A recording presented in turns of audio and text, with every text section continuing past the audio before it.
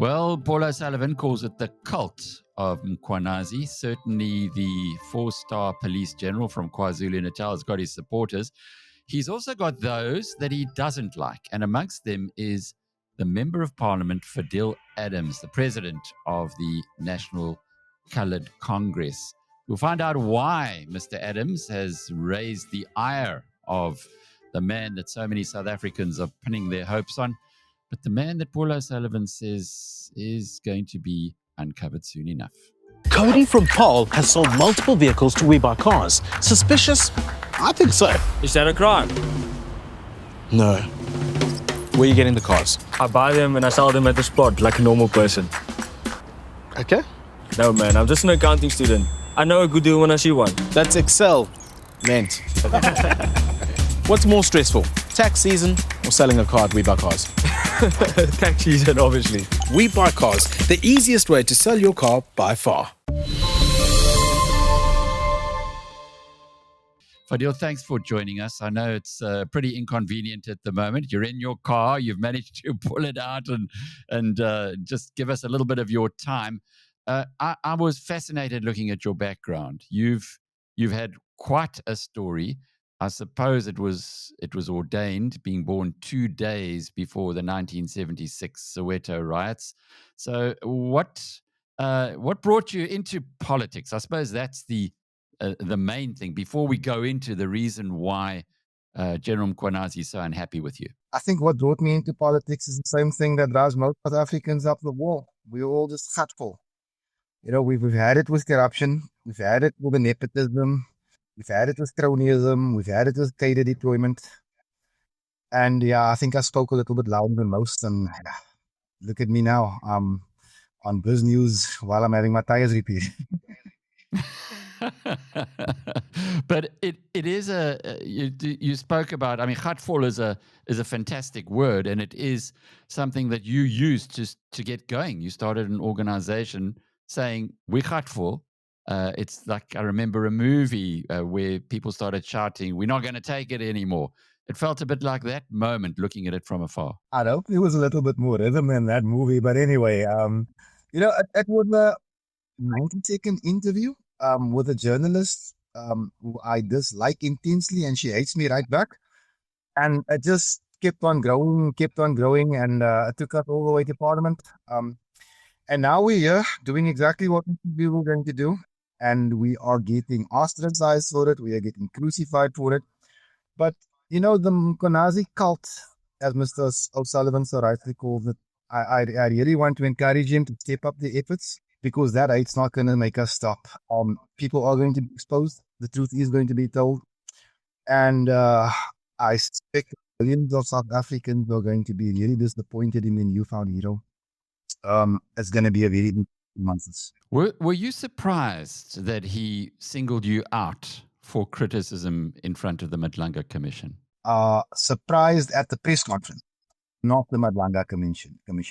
He didn't mention my name at the press conference, but he might as well have. And it was at this point that I look at the number one crime fighter in the country in a totally different light. Because I knew exactly what I did. I know exactly what was in the evidence that I presented to the police services. The evidence is as damning as it is shocking.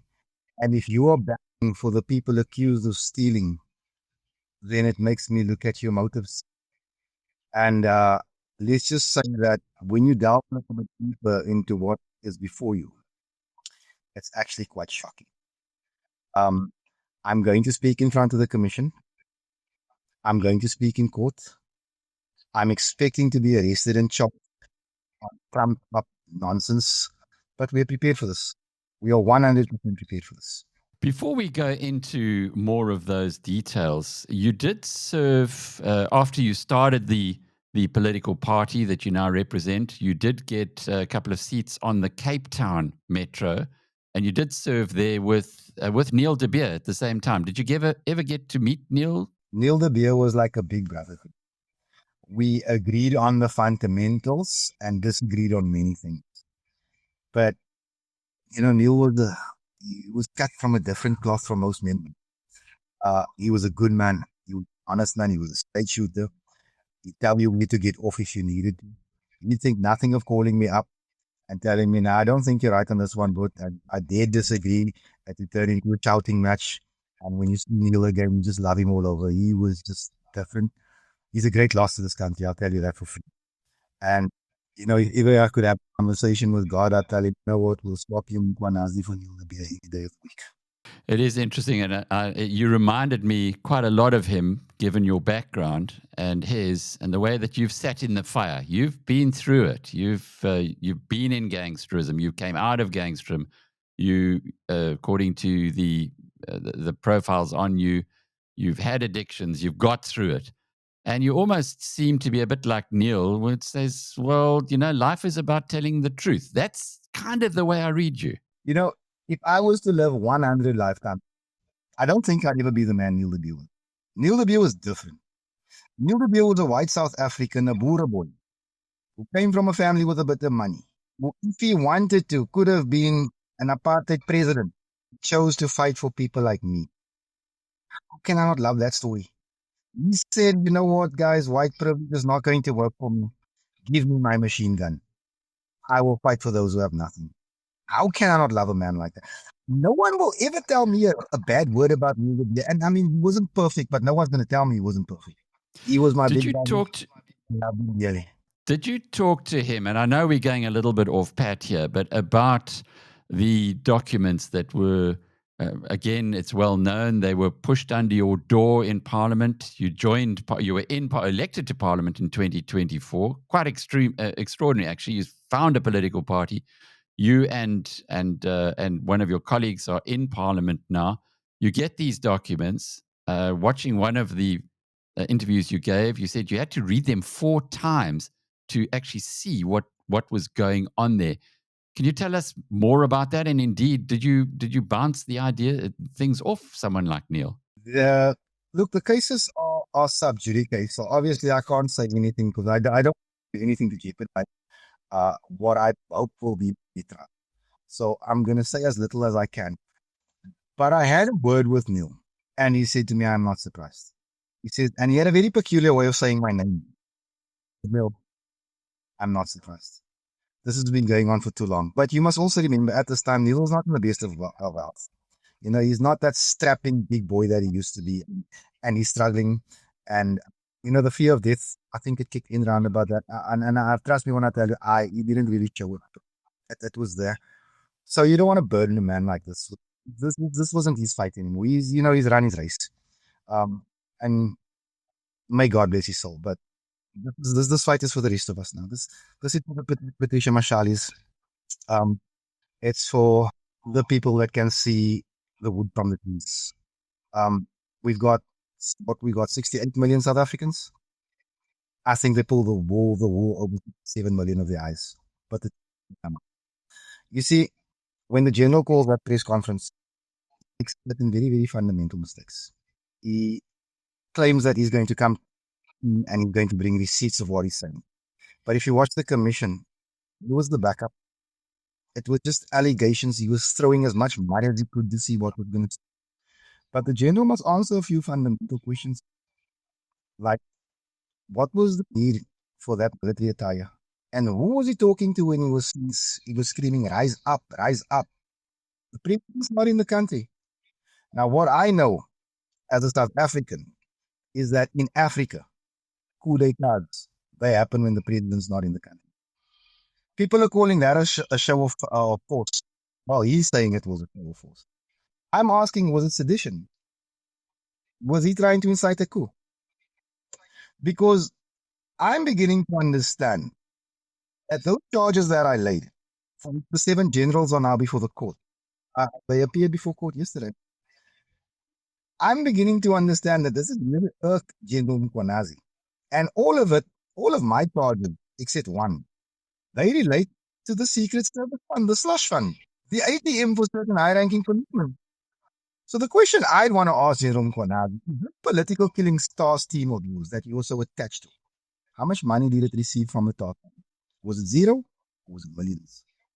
From the slush fund side, or millions? Because this task team, it seems to be in constant need of money. And people need to question this. Because How do you give 100 million rand per year to a task team comprising of, I think, it's 39 members, excluding salaries? Why are these people living like rock stars? They're whining, dining, and living five-star. Oyster box.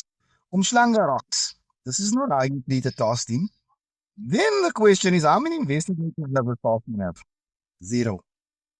It's a combat squad. That's why the last entry into the investigation was in 2022. Now we ask ourselves, how many murder dockets does this task team say? Because it's a political killings task team. Alec, how many murders do you think they're sitting with? 58. No idea. 58. 39 members sitting with 58 dockets. That's 1.5 dockets per member at a cost of 100 million rand a year. Do the maths. The age group on the Cape Flats, where 3,000 people die every year. 3,000, not 58. 3,000 have a budget of 7 million rand. Why the disparity? Is it because it's colored children dying out here? Or is it because certain politicians are chowing at this APM they call the political killings task team? Certain politicians and certain high-ranking generals. So South Africa is at a crossroads, and South Africa must decide: are we on the verge of becoming a dictatorship? I see a general claiming that everybody that runs a different narrative to him is to be investigated. Journalists, the complainant, IDAC, the prosecutor, the judge. We are all up to something if we don't agree with the general. So only the general is right. And people who question are wrong. Now, understand something. He really got under my skin when he said that the people that came from Umkhonto were Sizwe disrupted the discipline of the South African police services. It was a smear on the name of people like Jeremy Deary, like Andre Lincoln, and I'll tell you why. Mkhwanazi joined SAPS in the 90s. He's an apartheid-era policeman. And you have an opinion of young men who went into exile to fight for people like this. You're not entitled to have that opinion. You're an apartheid operative. You don't get to have that. These people were prepared to die for our freedom. You signed up to join the state that was keeping us down. There's devils to this. You know, if de Klerk and E.W. Botha were having a discussion about Mkhwanazi right now, Botha would be showing this finger, and he'd probably be saying, that's a good boy. How this country is eulogizing this man. I'd like to know where the IDAC report is into that Louis Vuitton bag. I'd like to know where that report is. As far as I know, that thing has never been investigated. I want to know where this man gets this immunity and this impunity from to say and to do and say what he likes. I'd like to know how Sabina is suspended on the basis of an allegation, but Kumalo was still at work. And it's different strokes for different folks. This, I tell you, is not about SAPS. It's a battle for the control of the country. And if we lose this, those of you with passports, I suggest moving, because this is not going to be a pleasant place. It's a very impassioned and quite compelling argument that you've given now to us, Fadiel. Thank you for that. But if we have a look at the allegations that Mkhwanazi made very publicly at the commission against you, he said you shouldn't have had access to the records. You are manipulating systems that you shouldn't have known about. You're not on the Joint Standing Committee. I mean, these are interesting allegations. How do you respond to them? So I come into possession of documents. I didn't break into the Office of Intelligence. I didn't jump a 7-foot wall, cut the barbed wire, bypass the alarms, knock out the security guard and steal the documents. I didn't ask for those documents. But when I saw what was before me, I took those documents to the South African Police Services because it was all copies. I can't authenticate these documents. I can't verify it. But here you go. You guys are investigated. You will know what to do with it. Mkhwanazi is saying that I should have returned the document to the French people who have had it for years and did nothing with it. Mkhwanazi is in actual fact asking me to. Well, I will not. He's got an issue with me. He's even top secret documents. That's okay. He should go and get charged so the court can decide. He said I belong in Pollsmoor for it. We cannot be the investigator, the prosecutor, and the judge. It doesn't work that way. Someone needs to explain to this man our constitutional democracy works. Here's the question to Mkhwanazi. You don't have clearance either, but you have access to top secret documents. Because he told the portfolio he doesn't. He does not receive classified documents. How is he a provincial commissioner? A provincial commissioner who doesn't know what's happening in the province because he doesn't have access to classified documents. Alec, you make that make sense. Because he's got to dispense a budget, he's got to work out strategy, and he's got to give directive, and he's got to do all this without knowing what's happening at top secret level. The general's a genius. So if I'm to be jailed for having top secret information, make sure that the two of us can sell. There's a few things I'd like to say to him. It's an extraordinary time that we're going through in South Africa, and very much a situation where the media is being played, I think, in one sense or the other. At BizNews, we're a platform. We like to give all points of view, and I'm very grateful that you've agreed to come on and to express your side of things. What about in Parliament, though? Have you had support or antagonism from other MPs? Ian Cameron has made it clear. The crime fighter who screamed that Betty Sile to get to Parliament has made it clear. He's drawn the line. He's shown his true colors. We know where he stands. The EFF, they did fight for that discussion to happen about what happened with the hotels that they bought. We lost that fight because the chairperson took a stand. It through the generals. That's okay. The truth will reveal itself. But I want to say this to you, and this is what the president must pay attention to. We got a national commissioner without police.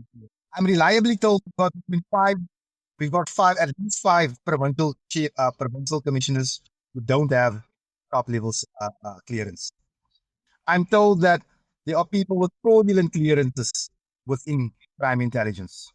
Now, when you sign your employment contract with SAPS from a brigadier upwards, because now you're senior management, there's a clause in there, I think it's paragraph 4, that says my ascent to this office is based on me receiving and attaining top level security clearance. There's people there that haven't had clearance. People there that securance that's clearance have 2-3 years ago. There's people there that haven't applied for clearance. There's people there that have failed and they're still operating at a top secret. The South African Police Service, the top management of it has collapsed. And that blame should be laid at the door of Fani Masimola, the National Commission. Now, this morning we learned that the Inspector General of Intelligence has been suspended. You explain to me why Masimola is not suspended. Explain to me why Kumalo is not suspended. Or ask the question why. There's clearly something at work here. There's something at work. It's an extraordinary, yep. And so we will. And that is what members of parliament are supposed to be doing, asking the difficult questions, raising the subjects. They are the representatives of we the people. And Fadiel Adams, if what he's done is wrong by taking documents and laying a court case or a charge with the police, let the police investigate it. If that's wrong, then you have to wonder what in South Africa is right. Fadiel Adams is a member of parliament and the president of the NCC. I'm Alec Hogg from biznews.com.